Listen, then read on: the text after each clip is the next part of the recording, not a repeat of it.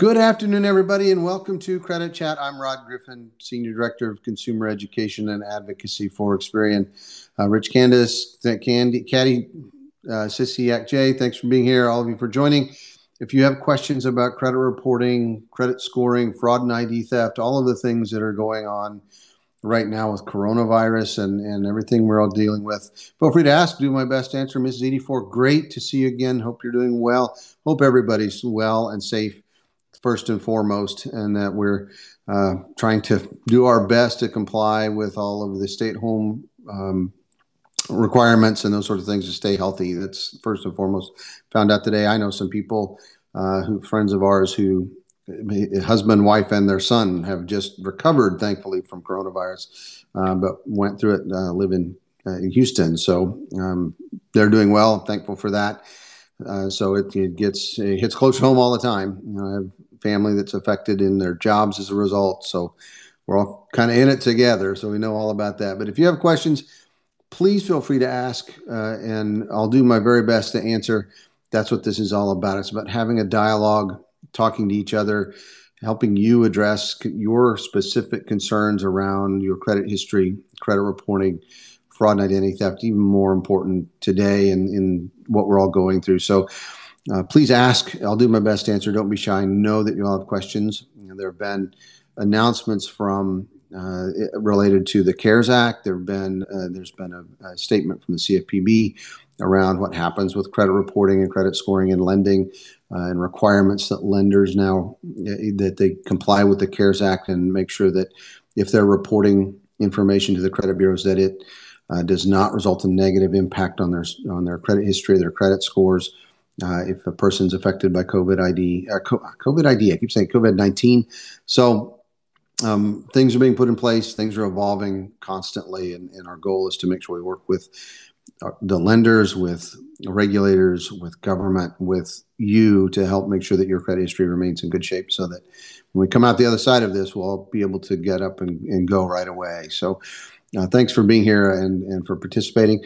I have a collection report on your credit for a medical bill. They told me if I pay it, they remove it. So Gabriel Morales, B, if you pay a collection, what I can say is this: you can work with your lender. They may choose to do that.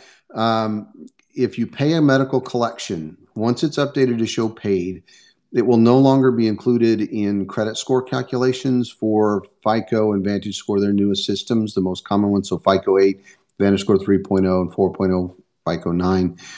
So paying it off, even though it would show paid on your credit report, which is an accurate representation of the history of that account, once it's shown as paid, wouldn't hurt your credit scores anymore. It wouldn't be included in the calculation. So there's that to be aware of. So paying it off by itself is going to help. In terms of working with your lender, you can certainly talk to them, negotiate with them, and they can do what they need to do to help you. So that's what that's about. Yabish House, what is the best way to start building credit? So great question. Couple of things. One, you need to have a credit account in your name reported to Experian and the other credit reporting companies, or at least to one of the three national credit reporting companies. To do that, several things you can do. You could open a secured account with a credit union or a bank, and they would then have use that savings account that would tie to a credit card. As you make charges and pay that credit card, it's reported to the credit reporting companies, helps you build a credit history. So first step, and you have savings at the same time. So that can be sort of a double benefit. If you don't pay on time, they can take money out of the savings to cover your expenses. They still report the account late. So that was sort of the double whammy on the other side. So if you have a secured account, it can be a good way to establish credit. Have someone add you as an authorized user to one of their credit accounts. That account would be reported for you with you shown as an authorized user. And that means you have permission to use the account, but you are not responsible for the debt.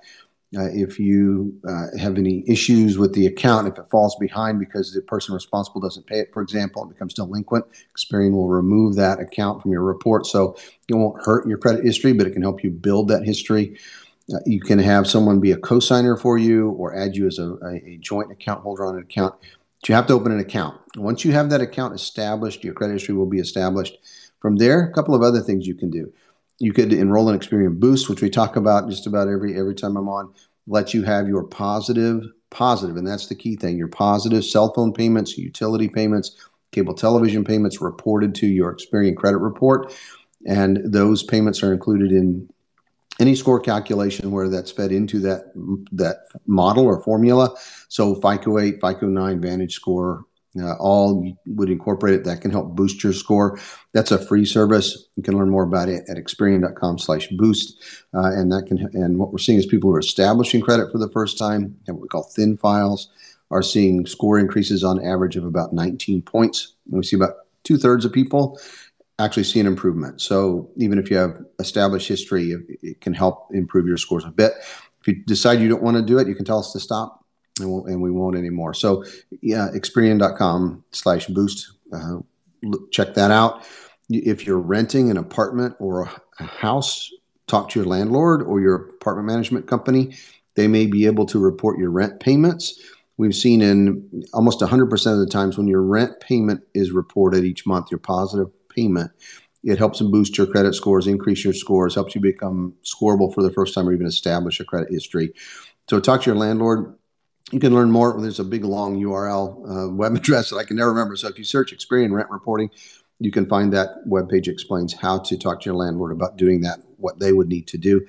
And it can be done whether it's just one unit in a house or a 10,000 unit complex. So options there to help start building that credit history. Let me back up, make sure I'm not missing too many. Drop your credit score because I maxed out my credit cards to pay my employees. Why you're never late. Boutique Chloe's, I probably said that wrong.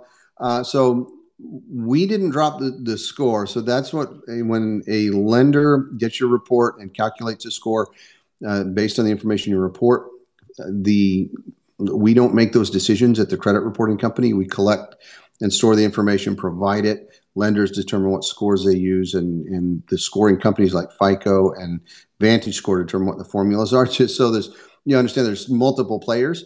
That said, if you've maxed out your cards and they're personal cards, that will affect what we call your utilization rate, your balance to limit ratio. That is the second most important factor in credit score. So a high balance to limit ratio indicates that there's stronger risk that you won't be able to make those payments on time. And so that's what's happened here, it sounds like, is if you've maxed them out, you have like 100% utilization rate. There's no cushion in there for something to go wrong, and that can cause your scores to change. In this period that we're in with COVID-19 and everything that's happening, talk to your lenders about the services they can provide, potentially putting that account in forbearance or deferment so that it won't affect your credit scores negatively, because you're doing that to try to get through this crisis period. And so they may be able to do that. That's a lender's discretion, but there are tools and resources to help them do that.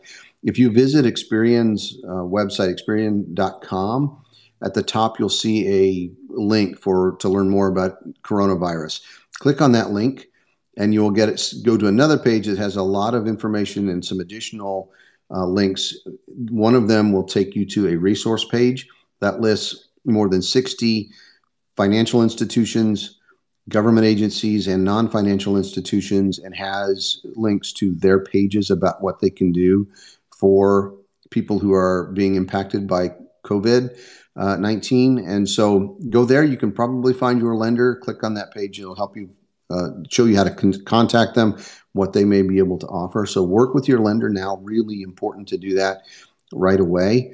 And going forward, what I would recommend is if you can get a credit account in your business name, so rather than your personal account, but rather a business credit card tied to your business, which if your business is registered as a limited liability corporation or a legal business entity, and you get an account, a credit account in the business name rather than your own, helps you separate those two things, which is really important, because that way the business credit is not tied to your personal credit history or your credit accounts and won't have a personal effect. So you can separate those. So really important to think about too as we go forward. I hope that's helpful. So difficult. My bank's not connected to Boost. Bummer. So as you go through that process, we're adding new lenders all the time. So it may be, I actually had that same issue with the bank I was working with. It was a small regional bank in Texas, and they weren't part of the list either. So our CEO asked me if I'd boosted yet, and I said, well, I couldn't because my bank wasn't there. That's an uncomfortable conversation. Since I've been able to do that, but to say, well, no, sir, because my bank wasn't there. That got resolved. So really understand, been there, patience, kind of key. We're working on building it. Boost is now just about a year old. We're adding more all the time. Does Boost come with a cost? No, it's absolutely free. So Hugh X. Freeman, Boost is a free service, and you give us permission to access the bank account or account you pay your utility bill or your cell phone bill each month, so that we can capture that payment, pull it in to your credit history as an account. So you would have a cell phone account, you would have potentially like a natural gas account, maybe an electric account, maybe a water account. So we'd add multiple accounts as well, not just one, but it's for each of those things. And we'll go back up to 2 years, 24 months, and capture those payments. So you immediately get some history as well. It's not just starting from that point.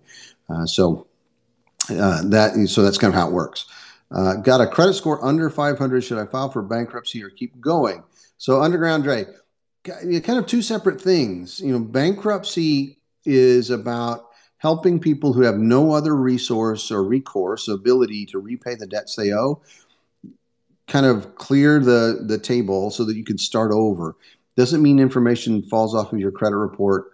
If you declare bankruptcy, the bankruptcy public record will be in that credit report for 7 to 10 years, depending on the chapter you declare. And the accounts that are included in the bankruptcy will show included in bankruptcy, will still be part of the credit report. And so your scores aren't going, it's going to have a very negative impact on your scores.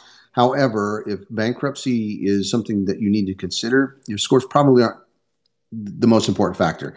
You are in a situation where there's just too much debt for you to have any other choice.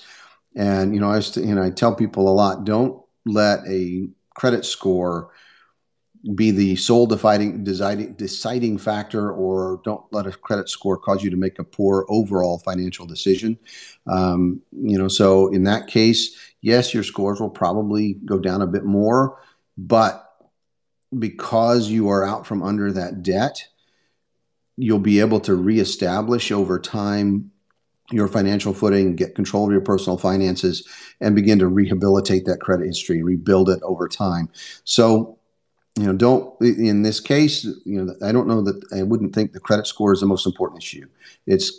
Are there other options besides bankruptcy that could help you get back on your feet? Because bankruptcy is really the last resort kind of resource. And that's what it's meant to do, and to help people with. But talk to a good credit counselor. I always recommend that. nfcc.org is extremely well known. They have nonprofit credit counseling services across the country. They can look at your overall financial situation if you haven't already talked to them, and they can give you some guidance. They can work with you on what they call debt management plans that can work with your lenders, negotiate lower interest rates or lower repayment amounts to kind of help you get through that financial challenge as well, and start getting your footing back and get back on balance and improve again. So, that's kind of what I would advise first. Talk to somebody who can look at your overall situation, say, yes, maybe bankruptcy is right, or maybe not. Maybe there are options that would help you get back on your feet a little faster, because bankruptcy will take 7 to 10 years to come out of your report. It's going to have a negative effect throughout that time. So not a quick answer, but it might be the right answer. We have your app. We're a customer. Oh, great. And appreciate that. Thank you. And hope it's a lot of great information, not just about getting a report or a score, but about how to manage them better. So thank you very much for that mention. And if anyone's listening who doesn't have the Experian app, go to the App Store, the Play Store, and check out the Experian app. You can get a free credit score for your report and offer other services as well. Can credit scores be transferred over to living relatives? Little buddy, no. Credit scores, a couple of things in your question. Credit scores are just a tool that lenders use to analyze the information in your credit report. So every lender uses different scores. Most lenders use more than one depending on the kind of loan that they're making. So if it's a car loan, they may use one score. If it's a mortgage loan, it could be a different score. So if they're a credit union, they'll use different scores than, say, a national bank. So you don't really transfer the score. Scores just represent the information in your report at a particular moment in time when you're applying for a loan. The credit reports themselves are about the individual. So they belong to you. Everybody has their own. If you have a credit history, it's your credit history. It's not transferable, doesn't apply to others. If you have joint accounts, that account would appear both on your credit report and the other account holder. Same thing's true for an authorized user or a cosigner. So you may have accounts that would appear in your report and the report of a person who is sharing responsibility for that debt. But you don't transfer credit histories or credit reports from one person to another. You can help people that are friends, really cautious about friends, family members, equally cautious. But if there's someone you trust who's a family member or someone who's building credit, and you add them as an authorized user, for example, to one of your accounts, they're able to make charges. They could charge up to and overuse that card, abuse that privilege, get you in trouble. So always remember that. But you can help people in that way. I'm very, very cautious about that. It's a very, very serious thing to do because I talk to people who, particularly, like example, a boyfriend or a girlfriend, and they enter into a joint account, and then for some reason, it's most often the boyfriend leaves and they don't pay the debt, and their former partner is now stuck with that debt and damaging both of them potentially. So, be very careful about entering into any kind of arrangement where you're a joint account holder and authorized user, but you can do that. But you don't share reports. Other parts of the world, interestingly enough, that may not be the case. In North America, in the United States, everybody has their own credit report. Other parts of the world, they're sometimes associated with a household, so an address. So everybody in that house might share information in a credit report, which is a bit of a challenge if you have a roommate who's not very responsible. In the UK and England, in the UK, where Experian is headquartered, our credit reporting operations there, it was used to be that way, and there was a whole legal process called disassociation that you had to go through to separate your credit history from a roommate or others in the household. So really interesting. In the U.S., not the case. Everybody has their own credit report so that you are responsible for that information. It's not transferred between other people. So really interesting question, though. What happens to their credit scores when they die? So when a person passes away, Experian receives a notice from the Social Security Administration periodically of their list of individuals who have passed away and the Social Security numbers associated with them. We very indelicately call it the dead file. So not a very nice way to refer to it, but that's what it is. It's a list of people who passed away. And we put a statement or notice on that credit report that this credit report is associated with a deceased individual, so that we keep that report for a period of time. In the event that someone uses that identifying information to apply for credit, the lender would be notified that that credit report belongs to someone who's passed away, so they can stop that potential fraud. So it's important that it not be deleted immediately. But over time, as accounts fall off of the report, because accounts are kept for 7 to 10 years. If there's a delinquencies, late information, they'll stay for 7 years. If it's closed and no late payments, it would come off after 10 years. But over time, the information in the report is removed, and eventually that credit report just disappears. So there's no report for that person anymore. So that's kind of that's what happens. Whenever I try to add Experian Boost, I type in blank name, and there is 50 banks with the same name. So you should be able to go through and identify which one is yours, because they're similar names, so be very specific. Maybe an issue there. Don't know exactly what the issue is, but I know there's First State Bank and probably need to say of wherever, because there are lots of first state banks, for example. So could be an issue there. Wasilla 3, thanks for joining. Hola, ¿cómo está? How do I locate your bank? It would be in the list, and that drops down and enter your name for the search, and it should come up. If it's not there, it's potentially because they're not part of that system yet.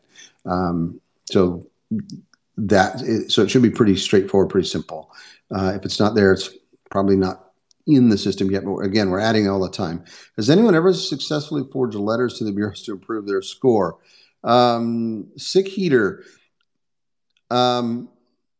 Not that I'm aware of. We get lots and lots of dispute letters, lots of them that are not forthright, if you will, that disputing information that is accurate, and we will process all of those requests just as we would any other. And if the credit repair scheme that really, in my view, personal view, not necessarily that of Experian, but my view is that defrauds consumers are credit repair firms that charge hundreds and sometimes thousands of dollars to write a dispute letter and submit the dispute letter over and over and over, knowing that at some point the lender is not going to get back to Experian on time within the 30-day period, and so that account would be removed. That's the scheme. However, what consumers and people don't know is that if a lender misses a dispute, the time frame, they can notify Experian that that's what happened, and the account can be returned to the credit history. So it doesn't work. We would send a notice to you saying it's come back and explaining what's happened, but it would come back. So it doesn't work. So what usually happens in those instances is the person, if you have, and I've seen them charge as much as $1,200 per account to dispute, which you can do for free. All you have to do is go to Experian.com/dispute, and you can dispute online. We'll give you a free report. There's no cost to do that at all. You can also write or call, and we'll give you a report. You can enter disputes. So there's no cost to do that. Excuse me. But $1,200 an account, if you use that money to pay down that debt and to begin with, would do more to improve your scores and make it permanent and lasting and much better. So my view on credit repair, there are great credit counseling services, great organizations out there that help you manage debt that you may be struggling with and help you manage and work with us in terms of improving your credit over time. But if anyone promises to improve your credit right away or fix it overnight, if you just give them some money up front, they're violating something called the Credit Repair Organizations Act. So always know your rights under the law when it comes to credit repair. So that's my soapbox on that issue. Scree Space, thanks for joining. Would I be able to rent an apartment under my LLC without my personal guarantee? Baby girl Rain.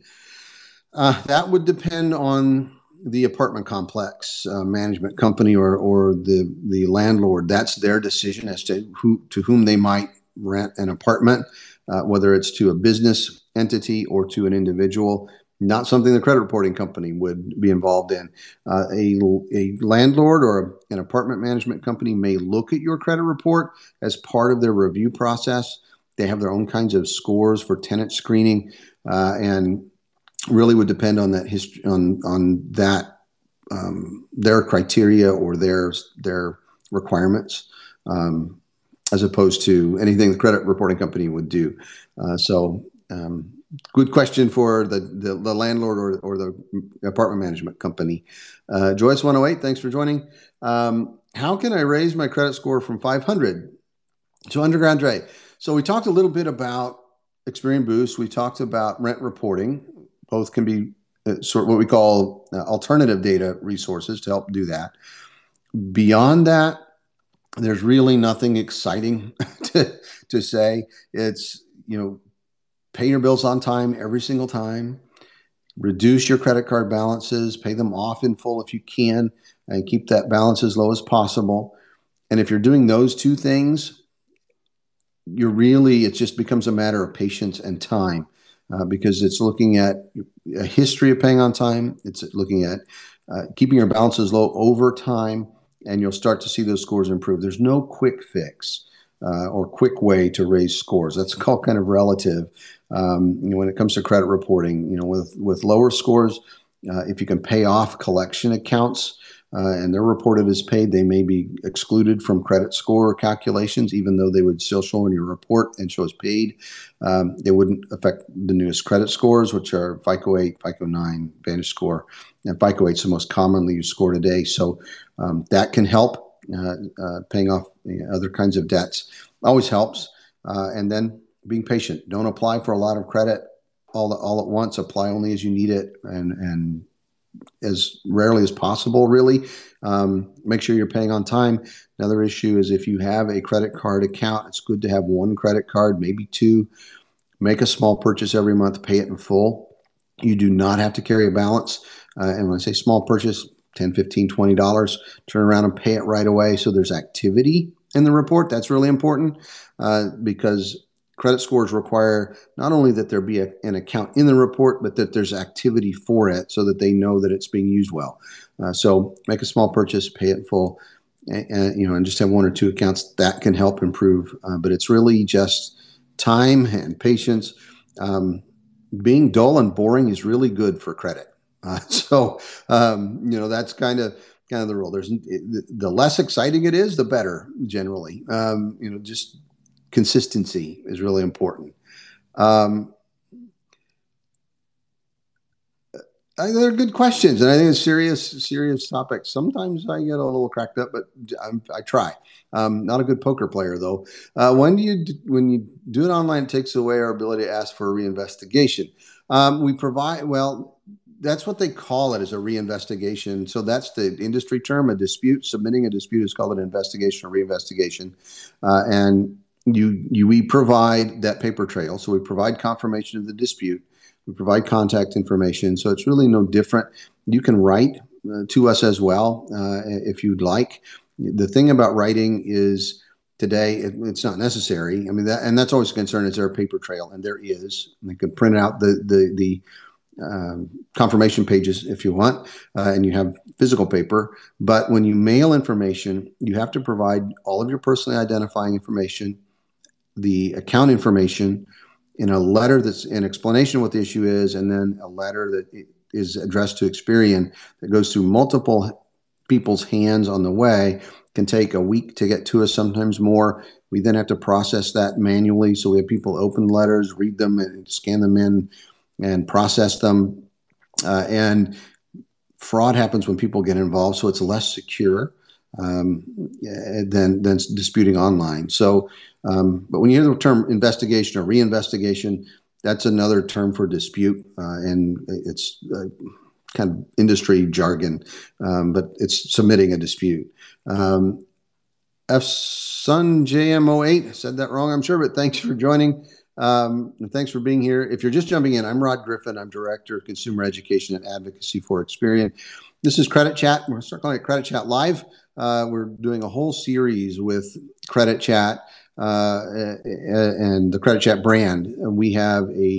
I'm here. Let me back up. I'm here on Credit Chat on Periscope Tuesdays and Thursdays, 1:30 Central, 2:30 Eastern, to answer your questions and have a dialogue and conversation. We are on Twitter on Credit Chat on Wednesdays, 2 o'clock Central, 3 Eastern. We're having an 8-part series. We're now next week will be our third of an 8-part series on coronavirus and COVID-19 and personal finance. We're talking about kids and money and COVID and how we work with them and our children through this time next week. So that should be really interesting. Also launching a Facebook Live program, I hope this Friday, if everything goes as planned. So tomorrow at about 11:30 Central, I'll be on Facebook Live on Credit Chat Live, similar to this, just to answer questions and be available to help share information as we're moving through this difficult time. So a lot of things we're trying to do to make sure that we're helping you get the information you need. So thanks for all the hearts and being part of the chat. You can learn more about all of those things at ex.pn/creditchat. And we continue to try to make sure that we're engaged in helping you. This is not a credit question, but what do you think about coronavirus? Oddly, Maricios, in a way is about coronavirus. Everything is kind of about coronavirus right now. It's affecting people's financial lives. As I've said before, I have two daughters who are affected by coronavirus in their work. Fortunately, no one in my family has contracted it as yet. We hope it doesn't happen. But I have a daughter who worked in the service industry, and that job has gone away for now. And she works for a dentist's office, and they are not a fully essential service, so their offices are pretty much shut down. So she's lost some income. Another daughter who worked for a school district, works for that district. She's very lucky. They're paying her salary through the end of the year, but school's done for the year. So, doing homeschooling. Good luck to all the parents who have now become homeschool teachers who never expected to do that. That's a challenge. But so, when we think about coronavirus, it does affect us personally and financially, not just in terms of health, and understanding credit, how to use it, what your resources are to help protect your credit is really important. So I think it's a scary, scary disease and virus. Means a lot for us, not only from health, but from financial perspective. So it's really important to be having these conversations. We have information on our website, Experian.com. If you go to you'll see a link right at the top about coronavirus and learn more. We have lots of information there about what's happening, how to work with lenders, how to contact lenders, how to work with Experian, and what it means for your credit history as well. So really important. I think it's a scary, scary thing. And that we need to take seriously what we're being told from our healthcare providers about social distancing, about staying remote. My company's taking it very seriously. All of us who can work remotely are, and that's almost everyone in our company. And so, I'm very proud to say my company's taking care of its people, and our leadership has been fantastic, and taking care of us. I hope others have the same experience, but it's a very, very serious issue. Big Armo, thanks for joining. Will they take away your line of credit if you don't use it? They can for red 1. And I've had that happen. So it's kind of one of those, depends on your situation. I've had credit cards where I just don't use them anymore at retailers or stores, and have better offers for other cards that get better interest rates or terms or discounts, and just stop using a card. You get that letter in the mail that says, if you're not going to use it, we're going to close the account. What I recommend is this. If you think you might use the account, make a charge, keep it open. If you are concerned if you're planning to use credit to apply for credit, like a car or a home loan mortgage in the next 3 to 6 months, probably good to keep it open, just because when you close the account, you'll lose the available credit limit on that account. That will cause your utilization rate to go up and your scores to come down a bit. That usually bounces back within a couple of months, 2 to 3 months. But just to be safe, it's usually better to keep it open. If you're not planning to apply for credit, you're not going to use the card, have no need for it, you might let them close it. I've done both in my history with cards. So it just depends on the situation that you're in and what you're planning to do. Hello from Mass. Good to see you, David Rowe, 237-28204. I need glasses for that now, but doing well. Hope you are too, and staying well and staying safe. I'm glad we can be here, and we'll be on. Join us on the Experian News Facebook page tomorrow. I hope around 11:30, might be 11:45. So we're trying to adjust. We got some things shifting around and happening. So facebook.com/Experian News. Thank you, Christina. And we'll be there to ask questions we'll be there to answer questions. I hope you're there to ask them. So really important. If you are needing help with a credit report, credit scores, and you ask for contact information, Experian.com/dispute or Experian.com/fraud are good places to go if you've had fraud issues or you need to dispute information. I don't have access to credit reports. I don't need it.